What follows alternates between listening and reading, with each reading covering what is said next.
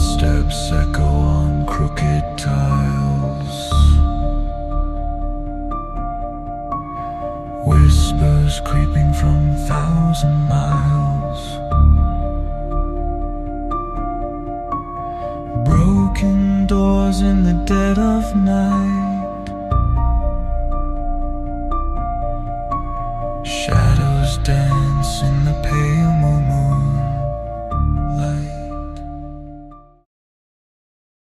नमस्ते welcome back to my channel. यदि मेरो च्यानलमा नयाँ हुनुहुन्छ भने मेरो नाम समीक्षा केसी हो। मैले यो च्यानलमा रियल लाइफ क्राइम स्टोरिजहरू भन्ने गर्छु। मैले क्रिमिनल्सहरूको बारेमा कुरा गर्छु, सल्भड अनि अनसल्भड केसेसहरू, अभाइलेबल एभिडेन्सेसहरूको बारेमा। यदि हजुरलाई पनि यस्तै खालकी स्टोरिजहरू डिटेलमा सुन्न मनपर्छ भने सब्सक्राइब गर्न नबिर्सिनु होला। सो आजको एपिसोड सुरु गर्छु है त। आज हामी कुरा गर्नेछौँ डेनिस निल्सनको बारेमा। ऊ एउटा नेक्रोफाइल पर्सन थियो, जसको मतलब यस्तो डेड बडिजहरूसँग सेक्सुअल एक्टिभिटिज गर्ने मान्छे। डेनिस एन्ड्रु निल्सनको जन्म भएको थियो 23 नोभेम्बर 1945 स्कटल्यान्डमा। ऊ आफ्नो परिवारमा 3 जना मध्येमा दोस्रो बच्चा थियो, मिडल चाइल्ड थियो। डेनिस सानै हुँदाखेरि नै उसको मम र ड्याडको डिभोर्स भएको कारणले उनीहरू छुट्टै बस्ने गर्थ्यो, ड्याडबाट टाढा। उसको ड्याड इमोसनली डिस्टेन्ट, कहिले पनि भेट्न नआउने आफ्नो छोराछोरीलाई। त्यही भएर डेनिस आफ्नो मम्मीको ड्याड हजुरबुवासँग एकदमै मिल्ने गर्थ्यो अनि आफ्नो ड्याड जसरी फादर फिगर जसरी हेर्ने गर्थ्यो हजुरबुवालाई। डेनिस आफ्नो हजुरबुवासँग फिसिङको लागि जाने गर्थ्यो।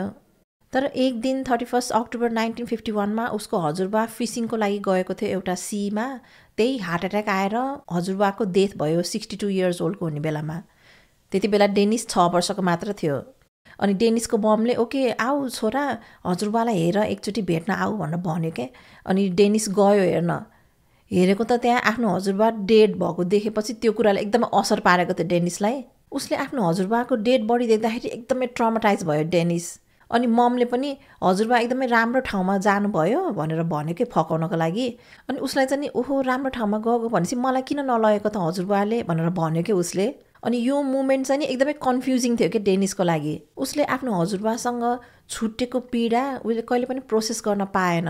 त्यसपछि ऊ एक्लै बस्ने, कोहीसँग पनि नबोल्ने, फ्यामिली मेम्बर्सहरूसँग पनि इन्टरेक्ट नगर्ने, घरमा केही फङ्सन केही इभेन्ट भयो भने पनि पार्टिसिपेट नगर्ने, एक्लै पानीको छेउमा गएर बस्ने अनि त्यहाँ बगिरहेको डुङ्गाहरू बोटहरूलाई हेरेर बस्ने गर्थ्यो। उसले हजुरबालाई एकदमै मिस गर्थ्यो। एकचोटि डेनिस यस्तै बिचमा हिँडिरहेको बेलामा एक्लै ऊ पानीमा डुब्यो। अनि उसले सोच्यो कि आफ्नो हजुरबाले उसलाई बचाउँछ भनेर के। अनि त्यहाँ डुब्यो तर ऊ प्यानिक गर्न थाल्यो। उसको हजुरबाले त बचाउँदैन अफकोर्स। अनि एउटा अर्कै यङ केटाले बचाएको थियो उसलाई। अनि यो इन्सिडेन्ट भइसकेपछि डेनिसको फ्यामिली उसको हजुरबाको घरबाट निस्कियो अनि उनीहरू एउटा फ्ल्याटमा बस्न थाल्यो। उसको ममले फेरि बिहा गरेर अर्को पनि 4वटा बच्चाहरू जन्मायो। अनि डेनिस फेरि झन् आइसोलेटेड हुन थाल्यो। डेनिस सानैदेखि नै यङ केटाहरूतिर मात्र अट्र्याक्ट हुने गर्थ्यो। उसलाई केटाहरू मन पर्थ्यो, जसको मतलब ऊ होमोसेक्सुअल थियो। तर त्यो बेलामा 1950s को बेलामा अब होमोसेक्सुअलिटीलाई त राम्रो त मान्थेन, क्रिमिनल जसरी हेर्ने गर्थ्यो मान्छेहरूले पनि। त्यही भएर उसले यो कुरा कसैलाई पनि भन्न सक्थेन। ऊ डर त्रासमा बस्ने गर्थ्यो कि अब कसैलाई पनि सेयर गर्न नसक्ने आफ्नो सेक्सुअलिटीको कुरा। त्यो कुराले उसको मन पनि खाने गर्थ्यो। अनि ऊ अझ धेरै आइसोलेटेड हुन थाल्यो, साथीहरू पनि बनाउन नसक्ने। त्यही भएर ऊ सानो हुँदा जहिले पनि एक्लै बस्ने, पानीको छेउमा बसिराख्ने, त्यही बिचहरूमा जाने अनि हजुरबालाई सम्झिने, आफ्नै फ्यान्टेसी वर्ल्डमा बसिरहेको हुन्थ्यो ऊ। बिस्तारै टाइम बित्दै गयो अनि 16 वर्षको उमेरमा 1961मा ऊ ब्रिटिस आर्मीमा जोइन भयो। उसले आर्मीमा कुक भएर काम गर्ने गर्थ्यो। अनि उसले बुचर गर्ने स्किल्सहरू पनि सिक्यो त्यही ट्रेनिङ गर्ने बेलामा। अनि उसले यति बेला पनि आफ्नो काम गर्ने सँगैको साथीहरू कोवर्कर्सहरूलाई आफ्नो सेक्सुअल ओरिएन्टेसन भनेको थिएन। 1964मा उसलाई आर्मीबाट नै जर्मनी पठाइयो। त्यहाँ पुगेपछि उसले रक्सीहरू अझ धेरै खान सिक्यो। 3 वर्षपछि उसको पोस्टिङ भयो येमेन भन्ने ठाउँमा, मिडल इस्टमा। अनि 1972 अक्टोबरमा उसले 11 वर्ष आर्मीमा काम गरेपछि उसले त्यो जब छोड्यो। त्यसपछि उसले पुलिसको ट्रेनिङ लियो। 5-6 महिना पुलिसको ट्रेनिङ लिएपछि ऊ एज अ जुनियर कन्स्टेबल भएर काम गरिरहेको थियो। अनि उसले थुप्रै क्रिमिनल्सहरूलाई पनि पक्रेको थियो। उसले यो पुलिसको जब गर्ने बेलामा यस्तो डेड बडिजहरू राखेको ठाउँमा गएर बडीहरू चेक गर्न जाँदाखेरि अटोप्सी गरेको बडिजहरू त्यस्तोहरू देख्ने गर्थ्यो। अनि एकदमै फ्यासिनेटेड भएको थियो। तर पुलिसको जब गर्दाखेरि ऊ एकदमै लोनली फिल गर्थ्यो। अब आर्मीको जस्तो सँगै बस्ने सबैजना त्यस्तो हुने गर्थेन। अनि त्यही भएर ऊ गे पबहरूमा जाने अनि एक्लै ड्रिङ्क गर्ने। उसले पबमा गएर अरू गे म्यानहरूलाई त भेट्ने गर्थ्यो तर क्याजुअल मात्र हुन्थ्यो कि उनीहरूको रिलेसनसिप, यस्तो लङ लास्टिङ रिलेसनसिप हुन्थेन। अनि त्यही सालमा अगस्त महिनामा 1973 मा उसको आफ्नो बायोलोजिकल ड्याड थियो नि, हो उसको आफ्नै ड्याडको डेथ भयो। अनि उसको ड्याडले आफ्नो 3टा बच्चाको लागि 1000 पाउन्ड्स छोडेर गएको रहेछ, जुन चाहिँ नि अब अहिलेको टाइममा हिसाब गऱ्यो भने 10,600 पाउन्ड जति हुन्छ। हो त्यति अमाउन्ट आफ्नो छोराछोरीहरूको लागि छोडेर गएको रहेछ उसको बायोलोजिकल ड्याडले। अनि डेनिसले पनि पायो त्यति पैसा। अनि 4 महिनापछि डिसेम्बर महिनामा उसले त्यो पुलिसको जब पनि छोडिदियो डेनिसले। उसले पुलिसको जब छोडेपछि ऊ एज अ सेक्युरिटी गार्ड भएर काम गर्ने गर्थ्यो। तर सेक्युरिटी गार्डको जब चाहिँ स्टेबल जब थिएन कि, कहिले जान पर्ने कहिले जान नपर्ने त्यस्तो खालके थियो। अनि मे 1974 मा उसले नयाँ जब पायो एज अ सिभिल सर्भेन्ट। उसको मेन काम चाहिँ नि अनइम्प्लोइड मान्छेहरूको लागि जब मिलाइदिने काम थियो। ऊ एकदमै पोलाइट, सबैसँग एकदमै सफ्टली बोल्ने, एकदमै काइन्ड खालके, अनि आफ्नो कलिग्सहरूको अगाडि पनि एकदमै नर्मल त्यस्तो खालके देखिन्थ्यो डेनिस। अनि यो कुरा हो नोभेम्बर 1975 को। डेनिस निल्सनले एउटा 20 वर्षको यङ केटा डेभिड गरिचन नाम गरेको उसलाई पबको बाहिर देख्यो। त्यति बेला डेभिडलाई 2टा मान्छेहरूले थ्रेटन गरिरहेको थियो, थर्काइरहेको थियो बाहिर। अनि डेनिस निल्सन गएर डेभिडलाई बचाइदिएको थियो त्यो 2टा मान्छेबाट। त्यसपछि निल्सनले आफ्नो घरमा लग्यो डेभिडलाई। कोठामा पुगेपछि डेनिस र डेभिडको बिचमा कुराहरू भयो, उनीहरूसँगै ड्रिङ्क गरेर कुराहरू गर्न थाल्यो। अनि यो थाहा भयो कि डेभिड भर्खरै आएको रहेछ लन्डनमा। ऊ अनइम्प्लोइड थियो, हस्टेलमा बसिरहेको, अनि गे पर्सन पनि थियो। अनि जस उनीहरूले डिसाइड गर्यो कि ओके हामीहरू चाहिँ अलिक ठुलो ठाउँमा गएर सिफ्ट भयौँ, सँगै बसौँ भनेर उनीहरूले प्लान गर्यो। अनि डेनिस निल्सनसँग त आफ्नो ड्याडले दिएको 1000 पाउन्ड्स थियो नि त, त्यही पैसा हो। त्यही पैसा युज गरेर उनीहरूले अलिकति ठुलो एरियामा घर लियो भाडामा है। उनीहरूको त्यो फ्ल्याट चाहिँ नि ग्राउन्ड फ्लोरको फ्ल्याट थियो, 195 मेलरोज एभिन्यू क्रिकलवुड भन्ने ठाउँमा। त्यो प्रपर्टीको पछाडिपट्टि सानो एउटा गार्डन पनि थियो। अनि डेनिस निल्सनले कुरा गर्यो ल्यान्डलर्डसँग, हामी युज गर्छौँ है भनेर। अनि उसले पनि पर्मिसन दियो, ल हुन्छ भनेर। अनि त्यसपछि उनीहरूले युज गर्न पाएको थियो त्यो गार्डन पनि। सो निल्सन र डेभिड उनीहरू 2जना त्यो घरमा, त्यो अपार्टमेन्टमा 2 वर्षसँगै बस्यो। अनि पछि डेभिडले त्यो घर छोडेर गयो। त्यसपछि निल्सन एक्लै भयो। ऊ अझ धेरै लोनलिनेस फिल गर्ने, अझ धेरै रक्सीहरू खान थाल्यो उसले। डेभिडले उसलाई छोडेर गएको 18 महिनासम्म उसले थुप्रै अरू मान्छेहरूलाई पनि घरमा ल्याउने गर्थ्यो, भेट्ने गर्थ्यो। तर त्यो रिलेसनसिपहरू चाहिँ केही दिन केही हप्ता मात्र टिक्थ्यो कि, अनि 1 नाइट स्ट्यान्ड मात्र हुने, कहिले पनि लङ लास्टिङ रिलेसनसिप भएन। डेभिडले निल्सनलाई छोडेर गएको 18 महिनापछि निल्सनले फर्स्ट मर्डर गरेको थियो। सो यो कुरा हो 30 डिसेम्बर 1978। निल्सनले एउटा 14 वर्षको यङ केटा स्टेफन होम्स नाम गरेको उसलाई पबमा भेट्यो। अनि निल्सनले ल आज राति मेरै घर जाम, मसँगै बसौँ, अनि ड्रिङ्क्सहरू गरौँ, म्युजिक पनि सुनौँ सँगै भनेर भन्यो। अनि स्टेफन गयो उसँग। उनीहरूले रातभरि रक्सी खायो अनि त्यही निदायो स्टेफन उसकै घरमा। अनि भोलिपल्ट बिहान निल्सन यस्तो उठेर हेर्दाखेरि अब आफ्नो बेडमा स्टेफन सुतिरहेको देख्यो। तर निल्सनलाई डर लाग्यो कि यो स्टेफनलाई मैले उठाएँ भने यो त जान्छ घर छोडेर, मलाई छोडेर। त्यही भएर नजाओस्, मसँगै बसोस्, न्यु इयर पनि मसँगै मनाओस् भनेर उसलाई त्यहाँ छेउमा भएको टाई निकालेर सुतिरहेको स्टेफनलाई घाँटी न्याकेर त्यसरी मारिदियो। अनि एउटा बकेटभरि पानी ल्याएर स्टेफनको टाउको डुबाइदियो। अनि उसले मेक स्योर गरेको कि स्टेफनको डेथ भयो भनेर के। अनि त्यही भएर त्यसरी डुबाएर घाँटी न्याकेर त्यसरी मारिदिएको थियो। उसको डेड बडीलाई निल्सनले बाथटबमा लग्यो अनि त्यहाँ सफा गरिदियो। त्यो रात ऊ त्यही डेड बडीसँग सँगै सुत्यो। अनि भोलिपल्ट उसले उसको बडीलाई आफ्नो घरको फ्लोर बोर्ड्स हो त्यो काठ उकाएर त्यही जमिनमा राखिदियो उसको बडीलाई। उसले स्टेफनको बडीलाई त्यहाँ 7 महिनासम्म राखेको थियो आफ्नो फ्लोर बोर्ड्सको मुनि। अनि 7 महिनापछि 11 अगस्त 1979 मा उसले त्यो कुहिराखेको बडीलाई निकालेर आफ्नो घरको त्यही गार्डन थियो नि घरको पछाडि, हो त्यही लगेर जलाइदिएको थियो। सो निल्सनको मोडस अपरान्डी के थियो भन्दाखेरि यङ भल्नरेबल स्पेसली होमलेस केटाहरूलाई आफ्नो घरमा ल्याउने गर्थ्यो। डिनर खान लान्छु भनेर ल्याउने, कसैलाई ल मेरो घर गएर बस्न त केही दिनको लागि भनेर बोलाउने।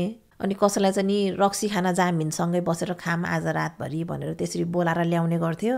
अनि आफ्नो अपार्टमेन्टमा ल्याइसकेपछि अब रक्सी खुवाउने अनि ड्रिङ्क गरेर इन्टक्सिकेटेड भएपछि अब हाई भएर बसेको बेलामा कि भने डिस्ट्र्याक्सन गरेर कि सुतिरहेको बेलामा घाँटी न्याकेर मारिदिने। यदि मरेन भने उसको बडीलाई बाथटबमा लगेर पानी हालेर भरेर उसको टाउको डुबाइदिएर त्यसरी मार्ने गर्थ्यो। अनि मैले सबैभन्दा सुरुमा भनेको थिएँ निल्सन नेक्रोफाइल थियो भनेर। हो, त्यो डेड बडिजहरूसँग उसले सेक्सुअल एक्टिभिटिजहरू गर्ने गर्थ्यो कति दिनसम्म, हप्तासम्म। आफ्नो अपार्टमेन्टको जमिनमा फ्लोरबोर्ड्सको मुनि गाड्ने गर्थ्यो अनि त्यसपछि गार्डनमा लगेर जलाएर धुलोपिटो पारिदिन्थ्यो। निल्सनलाई काइन्डली किलर भनिन्छ किन भन्दाखेरि उसले कहिले पनि त भिक्टिम्सलाई मार्ने बेलामा तडपाएर दुःख दिएर मार्ने गर्थेन के। उसले भिक्टिम्सहरूलाई एकैछिनमा मारिदिन्थ्यो धेरै टाइम नलिकन। अनि उसले जहिले पनि आफ्नो पर्मानेन्ट पार्टनर होस्, पर्मानेन्ट रिलेसनसिप होस् भन्ने चाहन्थ्यो नि। त्यही भएर त्यो कारणले मार्ने गर्थ्यो कि आफूसँगै बसोस् यो मान्छे भनेर, त्यही भएर मार्ने गर्थ्यो। उसलाई आफू पावरमा भएको, डोमिनेटिङ भएको अनि कन्ट्रोल लिन पर्ने त्यस्तो खालको नेचरको थियो निल्सन। अनि उसको नेक्रोफिलिक टेन्डेन्सिज पनि थियो। अब डेड बडिजहरू त साइलेन्ट हुन्छ, केही पनि बोल्न सक्दैन अनि उनीहरूमाथि कन्ट्रोल गर्न पायो, आफूलाई जे गर्न मलाई त्यही गर्न पाउँछ नि त। त्यही भएर पनि उसले मर्डर गर्ने गर्थ्यो। डिसेम्बर 3, 1979मा निल्सनले अर्को एकजना केटालाई भेट्यो। 23 वर्षको केनिथ ओकेडन नाम गरेको। ऊ चाहिँ कनेडियन टुरिस्ट थियो, आफ्नो रिलेटिभ्सहरूलाई भेट्न आएको थियो लन्डनमा। निल्सनले उसलाई पबमा भेट्यो अनि उनीहरू भोलिपल्ट साइट सिइङको लागि पनि गयो, घुमायो मजाले। त्यसपछि निल्सनले ल मेरो घर जाम ड्रिङ्क्सको लागि अनि गफ पनि गरौँला भनेर लग्यो केनिथलाई आफ्नो घरमा। घरमा पुगेपछि उनीहरूले ड्रिङ्क्सहरू गर्यो अनि केनिथले हेडफोन लगाएर म्युजिक सुनिरहेको थियो।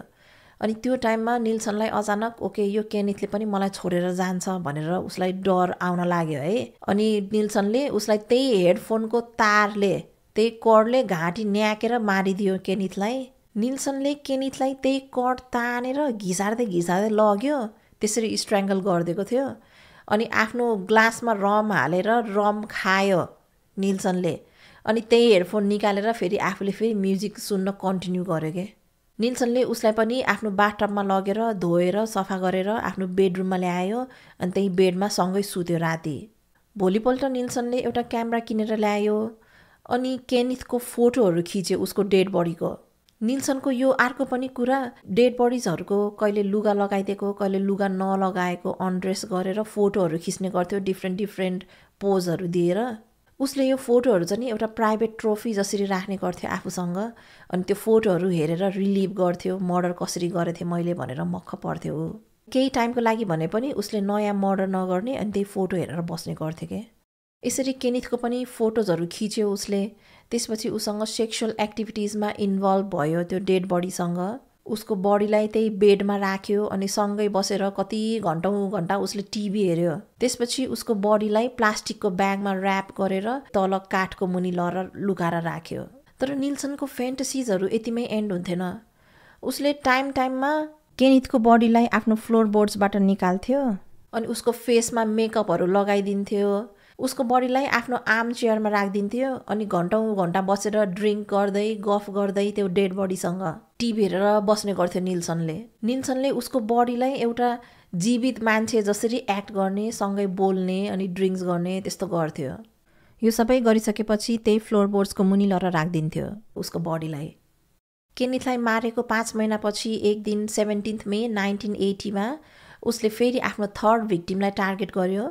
16 वर्षको मार्टिन डफे नाम गरेको ऊ एउटा होमलेस केटा थियो।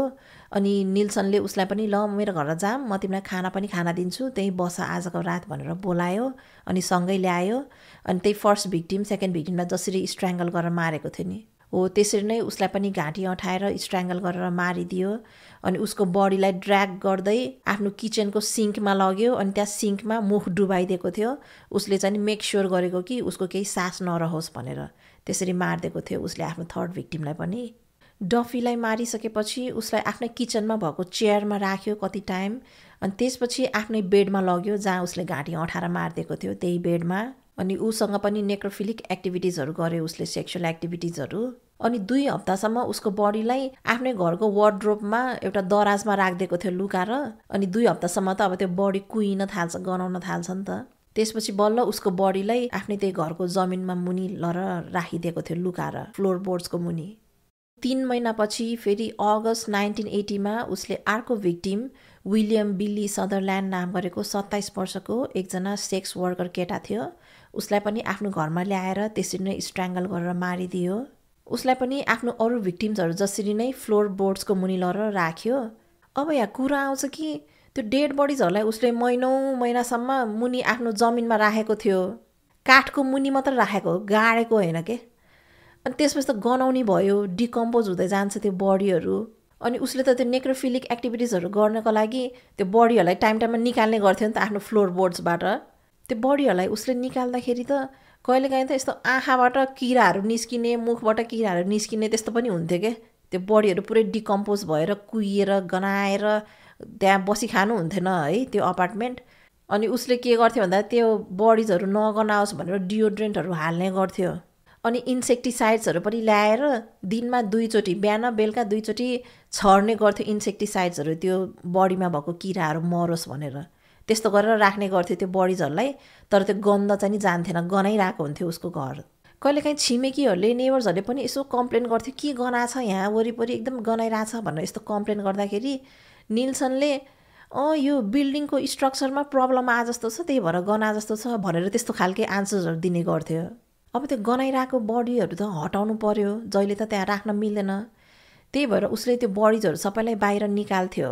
उसले कहिलेकाहीँ त यो डेड बडीजहरूको स्कल निकालेर पानीमा बोइल गर्ने गर्थ्यो सो द्याट त्यो सबै मासुहरू निस्कियोस् भनेर। अनि यो डेड बडीजहरूको अर्गन हुन्छ नि भित्रको आन्द्रा भुँडीहरू सबै निकालेर एउटा प्लास्टिकमा प्याक गरेर राख्ने अनि फोरहरूसँगै फालिदिने गर्थ्यो त्यो प्लास्टिक ब्यागलाई। कुनै कुनै हड्डीहरूलाई उसले आफ्नै गार्डनमा लगेर गाडेको पनि थियो। अनि बडीको बिचको पार्ट चाहिँ नि उसले सुटकेसमा हाल्ने गर्थ्यो अनि सुटकेसमा हालेर राख्ने कति टाइमसम्म। अनि पछाडि घरको गार्डनमा गएर जलाउने बेला भयो भनेपछि बल्ल निकालेर लगेर जलाउने गर्थ्यो। सो यसरी नै उसले लेट 1980s तिर आएर आफ्नो फ्लोर बोर्ड्समा भएको बडीजहरूलाई निकाल्यो बाहिर। अनि कपडाहरू सबै निकालेर उनीहरूलाई किचनको फ्लोरमा लगेर किचनको ठुलो नाइफ लिएर सबैलाई टुक्रा टुक्रा पार्यो। अनि यो बडीजहरू चाहिँ नि डिसेम्बर 1979 देखिको थियो, जसको मतलब 1 वर्षभन्दा बढी जस्तो भइसकेको थियो त्यो फ्लोर बोर्ड्समा राखेको। अनि आफ्नो घरको गार्डनमा लगेर सबैलाई एकैचोटि जलाइदियो। अनि त्यो गन्ध नआओस् भनेर उसले पुरानो गाडीको टायरहरू राखेर त्यसरी जलाइदिएको थियो। उसले यसरी जलाइराखेको बेलामा छेउमा भएको छिमेकी 3टा बच्चाहरू आएर त्यो आगो पनि हेरेको थियो के। त्यो बच्चालाई केही पनि थाहा थिएन। यो सबै जलिसकेपछि त्यहाँ खरानीहरू बाँकी रह्यो। अनि निल्सनले रेक लियो एउटा अनि त्यहाँ खोदाल्यो केही बाँकी छ कि भनेर। खोदाल्दाखेरि त्यहाँ उसले एउटा स्कलको पार्टहरू पनि भेटेको थियो। अनि त्यो देखेपछि उसले त्यही रेकले टुक्रा टुक्रा पारिदिएको थियो हानी। निल्सनको कुनै कुनै भिक्टिम्सहरू उसको घरबाट भाग्न पनि सफल भएको थियो। एकजना डगलस स्टेवर्ट नाम गरेको 20 वर्षको यङ केटा थियो। अक्टोबर 1980 मा निल्सन र स्टेवर्टको भेट भयो। अनि अरूलाई जसरी नै निल्सनले उसलाई पनि आफ्नो घरमा लग्यो। अनि स्टेवर्ट सुतिरहेको बेलामा निल्सनले उसलाई स्ट्र्याङ्गल गर्यो, घाँटी अठाउन थाल्यो। तर समहाउ स्टेवर्टले फाइट ब्याक गर्न सक्यो अनि त्यहाँबाट फुत्केर भाग्यो ऊ। स्टेवर्टले गएर पुलिसलाई भन्यो मलाई एकजनाले असल्ट गर्यो निल्सनले भनेर। तर पुलिसहरूले यो कुरालाई सिरियसली लिएन, किनभने स्टेवर्टले आफू होमोसेक्सुअल भएको कुरा पनि भन्यो पुलिसहरूलाई। अनि पुलिसहरूले त यो 2जना केटाहरू यिनीहरू लभर्सहरू रहेछ, रक्सी खाएको तालमा झगडा गरे रहेछ भनेर खासै इन्ट्रेस्ट पनि देखाएन अनि सिरियसली पनि लिएन त्यो कुरालाई। जसको कारणले निल्सनलाई इन्भेस्टिगेटै गरेन कि यो टाइममा। अनि त्यही भएर निल्सनले स्टिल कन्टिन्यू गरिरहेको थियो आफ्नो मर्डरहरू। अनि यो कुरा हो 17 सेप्टेम्बर 1981 को म्याल्कम बार्लो नाम गरेको 23 वर्षको यङ केटा उसलाई आफ्नो नेक्स्ट भिक्टिम बनायो। म्याल्कम एउटा अनाथ केटा थियो अनि उसलाई एपिलेप्सी पनि थियो। एक दिन ऊ निल्सनको घरको बाहिरको भित्तामा लडिरहेको भेटायो निल्सनले। अनि उसलाई सोध्न गयो के भयो तिमीलाई भनेर। अनि निल्सनले एम्बुलेन्स पनि बोलाइदिएको थियो, उसलाई हेल्प गर्यो। अनि म्याल्कम हस्पिटलबाट जब ऊ रिलिज भयो फर्केर आयो, निल्सनको घरमा आएर उसलाई थ्याङ्क यू भन्न आएको थियो। निल्सनले म्याल्कमलाई आफ्नो घरभित्र बोलायो, इन्भाइट गर्यो खानाको लागि अनि ड्रिङ्क्सहरू पनि गर्यो उनीहरूले। त्यसपछि म्याल्कम उसको सोफामा निदायो यतिकै। ऊ निदाएको देखेपछि निल्सनले उसलाई पनि स्ट्र्याङ्गल गरेर घाँटी अठाएर मारिदियो। अनि यो टाइममा म्याल्कमलाई मार्ने बेलामा उसको त्यो फ्लोर बोर्ड्समा स्पेस नभएर के अरू पनि भिक्टिम्सहरूलाई त्यहाँ राखेको भएर स्पेस नभएर म्याल्कमको बडीलाई उसले किचनको सिङ्कको मुनि लगेर लुकाएर राखेको थियो। अनि यही टाइमतिर निल्सनको ल्यान्डलर्ड उसको घर धनीले चाहिँ नि ओके म रिनोभेट गर्न पर्यो मेरो फ्ल्याट तिमी यहाँबाट छोडेर जाऊ भनेर भन्यो के अनि निल्सन पहिला जान मानेन तर पछि फेरि ल्यान्डलर्डले चाहिँ नि म तिमीलाई 1000 पाउन्ड्स दिन्छु तिमी अर्को ठाउँमा सिफ्ट भऊ त्यति बेलासम्म म रिनोभेट गर्छु भनेर त्यस्तो अफर दिएपछि उसले हुन्छ भनेर त्यो 1000 पाउन्ड्स पनि लियो नयाँ फ्ल्याटमा सिफ्ट हुनुभन्दा एक दिन अगाडि उसको बाँकी रहेको 5वटा भिक्टिम थियो उसको फ्लोर बोर्ड्समा हो त्यो 5वटा भिक्टिम्सलाई आफ्नो पछाडिको गार्डनमा लगाएर जलायो 1981 सम्ममा 12वटा भिक्टिम्सहरूलाई मारेको थियो आफ्नो त्यो पुरानो अपार्टमेन्टमा तर जसमध्येमा उसले 5 जनालाई मात्र आइडेन्टिफाई गर्न सकेको थियो अनि मैले 5 जनाको कुरा गरिसकेको छु अहिलेसम्ममा अनि बाँकीको चाहिँ अनआइडेन्टिफाइड भिक्टिम्सहरू आजको भिडियो एकदमै लामो छ त्यही भएर मैले यो 2टा पार्टमा बनाएको छु आजको यो भिडियो फर्स्ट पार्ट हो र सेकेन्ड पार्टको लिंक पनि म दिन्छु चेक गर्न नबिर्सिनु होला सो सी या